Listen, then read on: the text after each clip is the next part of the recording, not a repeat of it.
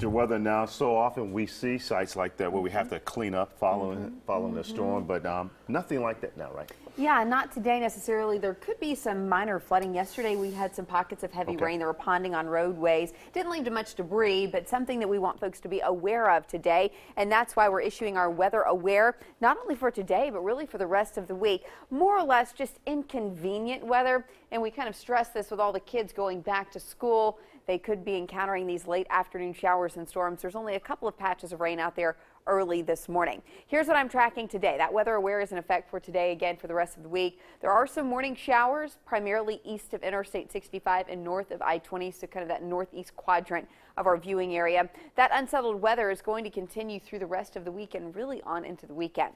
Here's a look at that storm track radar right now as we are watching patchy rain stretching now into Asheville from Ragland, Asheville, and this is moving off to the north into the west. As I track that right now, looks like it will be in Springville in about 6 minutes. All good in about 20 minutes, Locust Fork in less than a half hour, and Cleveland in about 30 minutes. So we're continuing to track this, and it's moving again off to the northwest at this time. Looks like it's going to skirt just to the north of Trussville. Light rain in Ragland with some heavier rain now in Springville as it's crossing over Interstate 59 there. So continuing to track that very closely. Doesn't look like it's going to be anything but just a little rainmaker this morning, but that could turn into thunderstorms later this afternoon. So that's not the end of the rain that we're going to see today.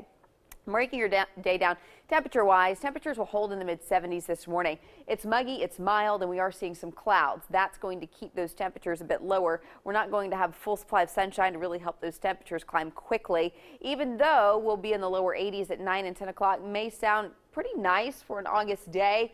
But keep in mind, the humidity is up, and that coupled with temperatures even in the 70s makes things feel much steamier. Here's a prime example. Right now, it's 79 in Birmingham, but adding that dew point of 76 degrees, it feels like 83 out there this morning. There's even a haze over the lights of the city this morning. When there's a morning haze, there is going to be a wall of moisture that you run into as you walk out the door this morning.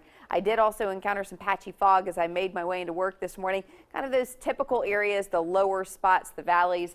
And so if your neighborhood's prone to some fog, just be aware of that, especially if you're making those early morning commute plans trying to get those kids off to the bus stop this morning.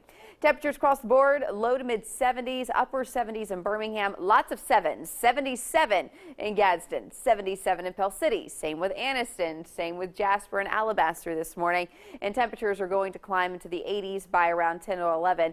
Now here's a look at your futurecast again. The showers and storms going to be very widespread today, but few and far between, so not necessarily everyone seeing the wet stuff today. And just like yesterday, most of the rain threat is going to diminish as we make our way towards the sunset hours. Here's a look at the next several days. Weather aware is in place at least through the end of the week, and it looks like we'll keep that in the forecast even through your weekend.